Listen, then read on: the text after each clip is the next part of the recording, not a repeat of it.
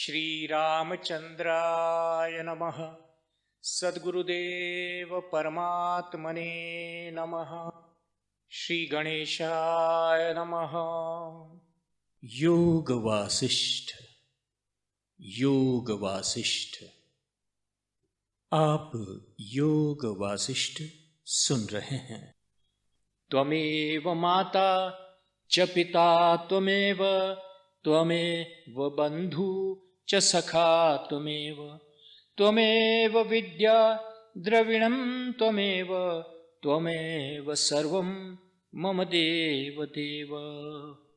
मूकं करोति वाचालं पंगुं लंघयते गिरिं, यत्कृपा तमहं वन्दे परमानन्दमाधवम्। यं ब्रह्मा वरुणेन्द्ररुद्रमरुतः स्तुन्वन्ति दिव्यैः स्तवैर्वेदैः साङ्गपदक्रमोपनिषदैर्गायन्ति यं सामगाः। ध्यानावस्थिततद्गतेन मनसा पश्यन्ति यं योगिनो, यस्यान्तं न विदुः सुरासुरगणा, देवाय तस्मै नमः। श्री रामचंद्राय नमः। संक्षिप्त योग वासिष्ठ वैराग्य प्रकरण। आप सभी भक्त और साधक गण इस समय श्री वाल्मीकि जी, श्री विश्वामित्र जी, श्री वशिष्ठ जी और श्री दशरथ राजा की सन्निधि में, उनकी सभा में तथा श्री रामचंद्र जी की आध्यात्मिक सन्निधि में हैं, उपस्थित है। अब आप दूसरे सर्ग की कथा सुनेंगे। पहले भाग में पहले सर्ग की योग वासिष्ठ की कथा आपने सुनी। अब हम सुनेंगे इस शास्त्र के अधिकारी का निरूपण। रामायण के अनुशीलन की महिमा।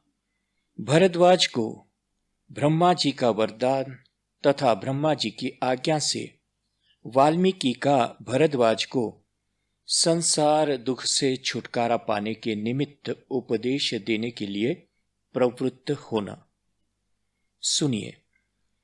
देवी भूमौ तथा आकाशौ बहिरन्तश्च मे विभुः, यो विभात्य वभासात्मा तस्मै सर्वत्मने नमः।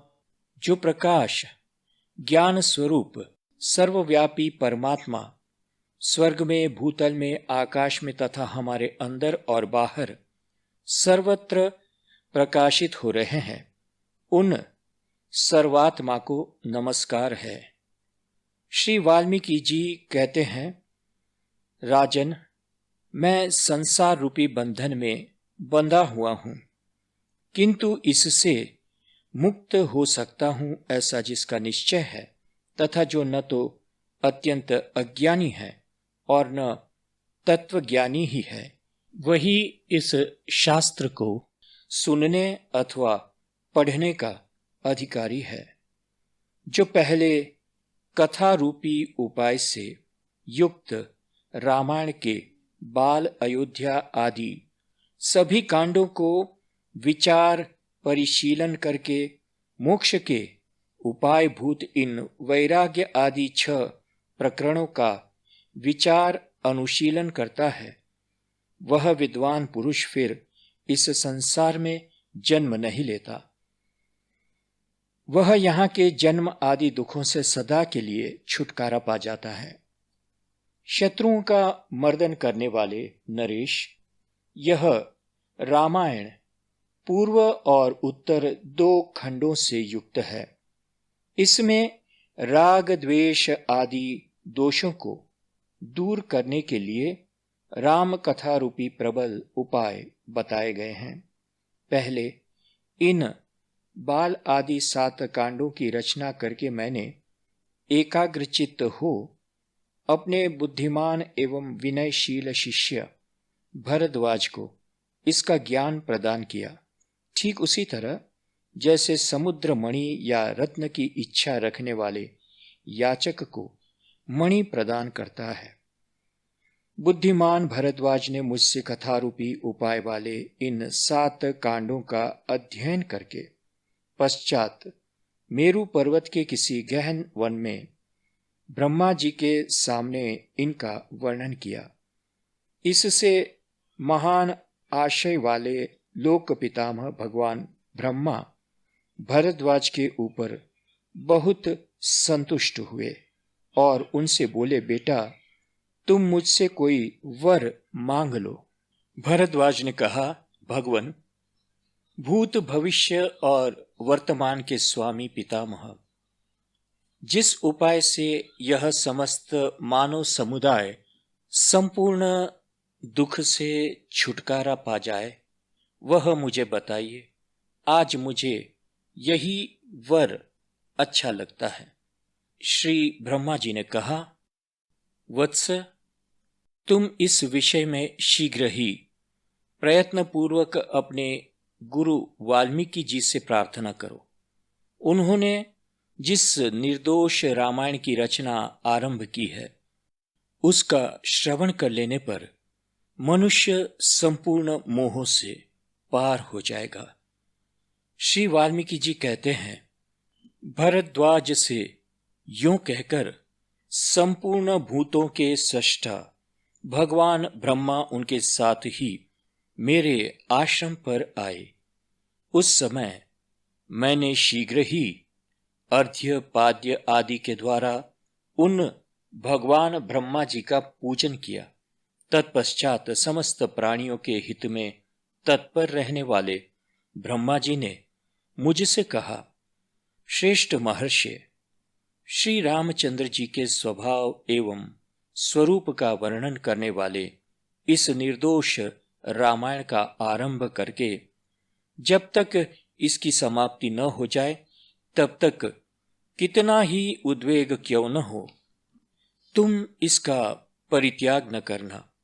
इस ग्रंथ के अनुशीलन से यह जगत इस संसार रूपी क्लेश से उसी प्रकार शीघ्र पार हो जाएगा जैसे जहाज के द्वारा लोग अविलंब समुद्र से पार हो जाते हैं। तुम लोक हित के लिए इस रामायण नाम का शास्त्र की रचना करो। इसी बात को कहने के लिए मैं स्वयं यहां तक आया हूं। तत्पश्चात वे मेरे उस पवित्र आश्रम से उसी क्षण अदृश्य हो गए। तब भरद्वाज ने कहा, भगवान, महामाना श्री रामचंद्र जी भरत, लक्ष्मण, शत्रुघ्न, यशस्विनी सीता देवी तथा श्री रामचंद्र जी का अनुसरण करने वाले परम बुद्धिमान मंत्री पुत्र, इन सबने इस संसार रूपी संकट में पड़कर कैसा व्यवहार किया था, यह बात मुझे बताइए। इसे सुनकर अन्य लोगों के साथ मैं भी वैसा ही बर्ताव करूंगा।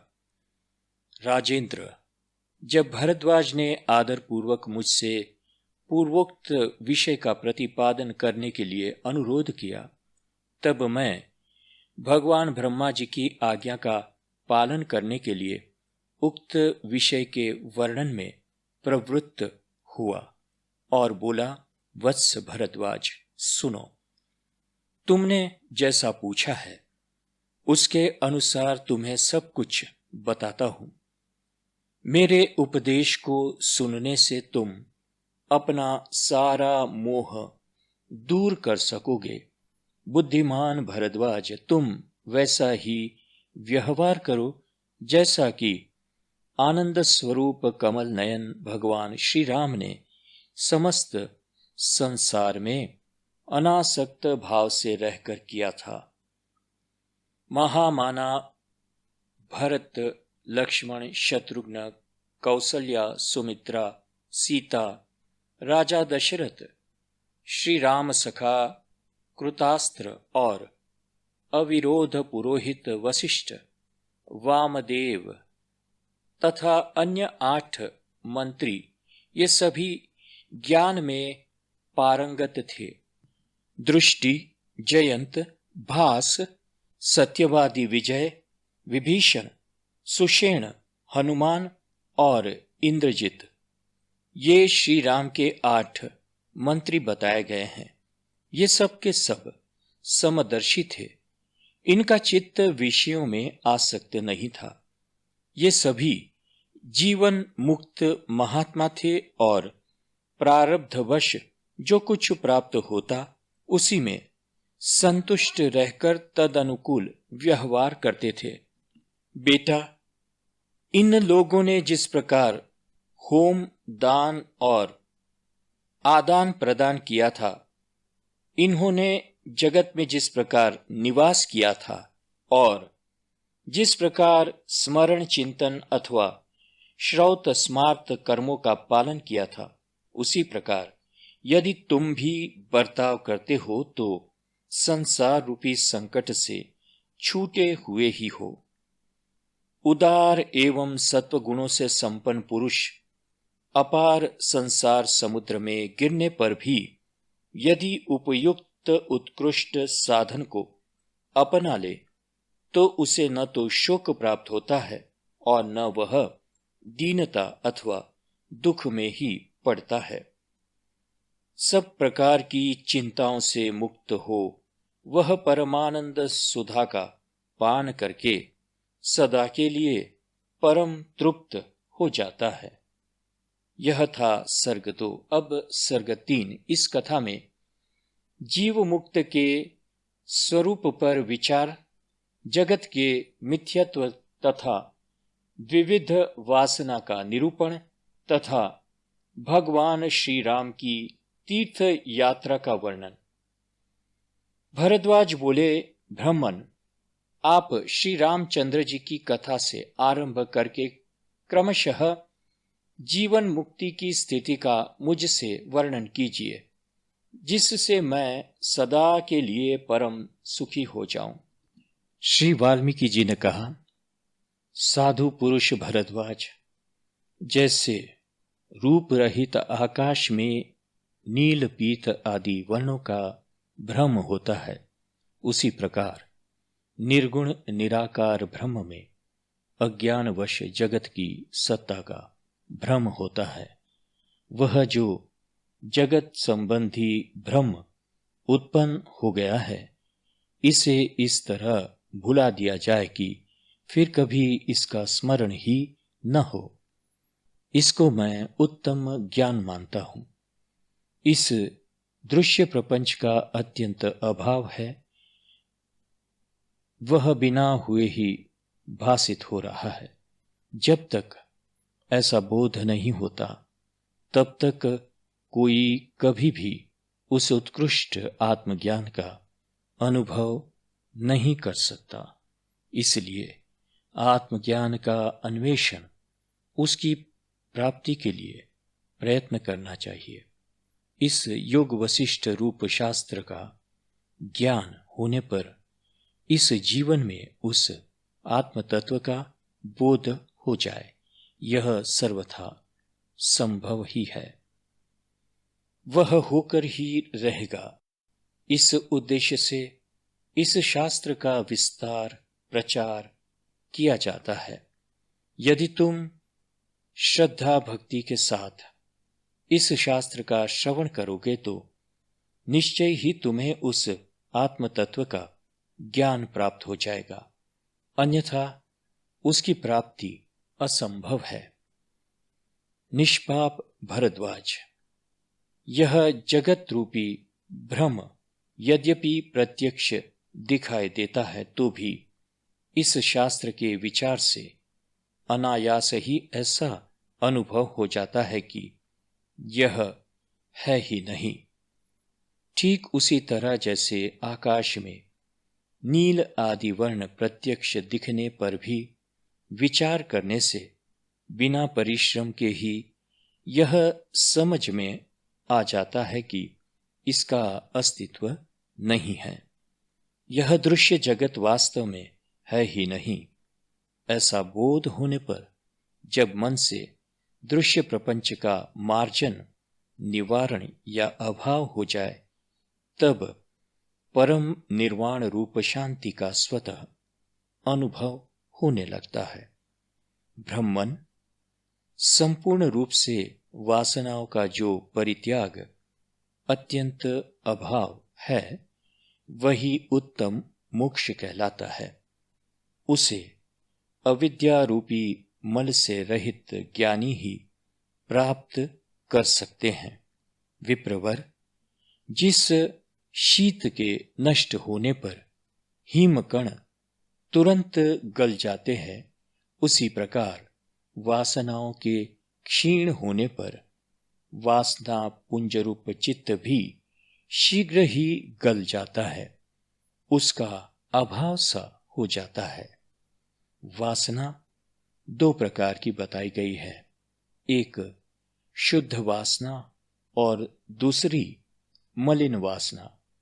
मलिन वासना जन्म की हेतुभूत है, उसके द्वारा जीव जन्म मृत्यु के चक्कर में पड़ता है, और शुद्ध वासना जन्म का नाश करने वाली अर्थात मोक्ष की साधिका है। विद्वानों ने मलिन वासना को पुनर्जन्म की प्राप्ति कराने वाली बताया है। अज्ञान ही उसकी घनीभूत आकृति है तथा वह बढ़े हुए अहंकार से सुशोभित होती है। जो भुने हुए बीज के समान पुनर्जन्म रूपी अंकुर को उत्पन्न करने की शक्ति को त्याग कर केवल शरीर धारण मात्र के लिए स्थित रहती है, वह वासना शुद्ध कही गई है।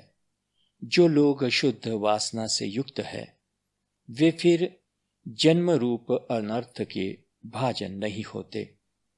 जानने योग्य परमात्मा के तत्व को जानने वाले वे परम बुद्धिमान पुरुष जीवन मुक्त कहलाते हैं। महामते भरद्वाज, अब तुम श्री रामचंद्र जी की जीवनचर्या से संबंध रखने वाली इस मंगलकारिणी कथा का क्रमशः श्रवण करो। मैं उसका वर्णन करूंगा, उसी के द्वारा तुम सदा के लिए संपूर्ण तत्व का ज्ञान प्राप्त कर लोगे। वत्स, जिन्हें कहीं से भी कोई भय नहीं है, वे कमल नयन भगवान श्री राम जब अध्ययन के पश्चात विद्यालय से निकलकर घर को लौटे, तब भांति भांति की लीलाएं करते हुए उन्होंने राजभवन में कुछ दिन व्यतीत किए। तदंतर कुछ समय बीतने पर जबकि राजा दशरथ भूमंडल के पालन में लगे थे और प्रजा वर्ग के लोग रोग शोक से रहित हो बड़े सुख से दिन बिता रहे थे, एक दिन अनंत कल्याणमय गुणों से सुशोभित होने वाले श्री रामचंद्र जी के मन में तीर्थों तथा पुण्यमय आश्रमों के दर्शन की अत्यंत उत्कंठा जाग उठी। तब श्री राम ने पिता के पास जाकर उनके चरण कमलों में प्रणाम किया और इस प्रकार कहा। श्री राम बोले, पिताजी, मेरे स्वामी महाराज, मेरे मन में तीर्थों, देव मंदिरों, वनों तथा आश्रमों का दर्शन करने के लिए बड़ी उत्कंठा हो रही है। आपके समक्ष मेरी यह पहली याचना है, आप इसे सफल करने योग्य है। नाथ, संसार में ऐसा कोई याचक नहीं है जिसे अभिष्ट वस्तु देकर आपने उसका आदर न किया हो। श्री राम पहली बार प्रार्थी होकर राजा के समक्ष उपस्थित हुए थे। उनके इस प्रकार प्रार्थना करने पर राजा दशरथ ने वशिष्ठ जी के साथ विचार करके उन्हें तीर्थ दर्शन के लिए आज्ञा दे दी। उस समय शुभ नक्षत्र और शुभ दिन में ब्राह्मणों ने आकर उनके लिए स्वस्ति वाचन किया। उनके शरीर को मांगलिक वेशभूषा से अलंकृत किया। माताओं ने उन्हें हृदय से लगाकर आशीर्वाद दिए और आभूषण पहनाए। फिर वे रघुनाथ जी तीर्थ यात्रा के लिए उद्यत हो लक्ष्मण और शत्रुघ्न इन दो भाइयों वशिष्ठ जी के भेजे हुए शास्त्रज्ञ ब्राह्मणों तथा अपने ऊपर स्नेह रखने वाले कुछ इने गिने राजकुमारों के साथ अपने उस राजभवन से बाहर निकले। श्री रामचंद्र जी दान मान आदि से ब्राह्मणों को अपने अनुकूल बनाते सब ओर से प्रजाओं के आशीर्वाद सुनते और संपूर्ण दिशाओं के दृश्यों पर दृष्टिपात करते वन्य प्रदेशों में भ्रमण करने लगे। उन्होंने अपने निवास स्थान उस कौशल जनपद से आरंभ करके स्त्रान, दान, तप और ध्यानपूर्वक क्रमशः समस्त तीर्थ स्थानों का दर्शन किया। नदियों के पवित्र तट, पुण्य वन, पावन आश्रम, जंगल, जनपदों की सीमाओं में स्थित समुद्र और पर्वतों के तट, चंद्रमा के समान उज्ज्वल आभा वाली गंगा, नीलकमल सी कांति वाली निर्मल कलिंद नंदिनी यमुना, सरस्वती, शतद्रु यानी कि सतलज, चंद्रभागा, चिनाब, इरावती यानी रावी, वेणी, कृष्णा वेणी। वेणी नदी कृष्णा में मिलने से पहले केवल वेणी कहलाती है। कृष्णा में संगम होने के पश्चात उसका नाम कृष्णा वेणी हो जाता है। निर्विंध्या सरयू, चर्मण्वती चंबल, वितस्ता यानी झेलम, विपाशा यानी व्यास, बहुधा यानी कुछ लोगों की मान्यता के अनुसार बाहुदा सुप्रसिद्ध राप्ती नदी की एक सहायक नदी है।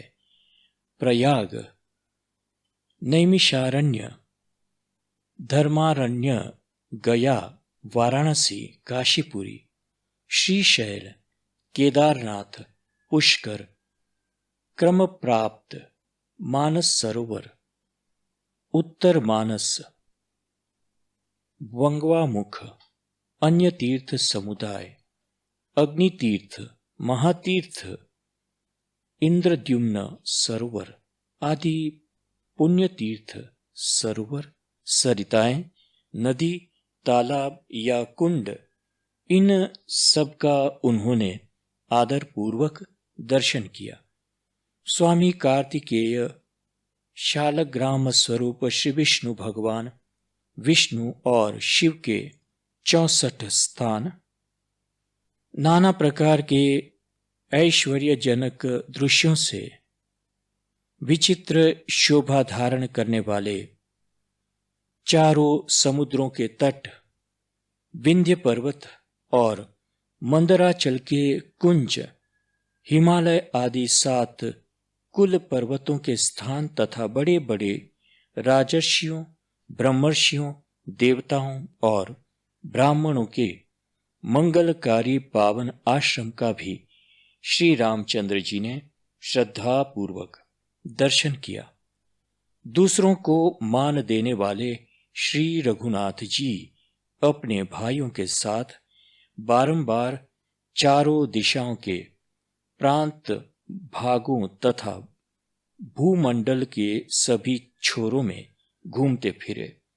जैसे देवता आदि से सम्मानित भगवान शंकर संपूर्ण दिशाओं में विहार करके पुनः शिवलोक में लौट आते हैं, उसी प्रकार रघुनंदन श्री राम देवताओं, किन्नरों तथा मनुष्यों से सम्मानित हो इस संपूर्ण भूमंडल का अवलोकन करके फिर अपने घर लौट आए। इस प्रकार यहाँ सर्ग तीसरे का अंत होता है। आप लोगों ने यह दूसरा भाग सुना, जहां पर हम सर्ग 3 तक आए। आगे हम पढ़ेंगे तीर्थ यात्रा से लौटे हुए श्री राम की दिनचर्या एवं पिता के घर में निवास, राजा दशरथ के यहाँ विश्वामित्र का आगमन और राजा द्वारा उनका सत्कार। श्री रामचंद्राय नमः। सद्गुरुदेव परमात्मने नमः। हरि ओम तत्सत। हरि ओम तत्सत। हरि ओम तत्सत। ओम शांति शांति शांति।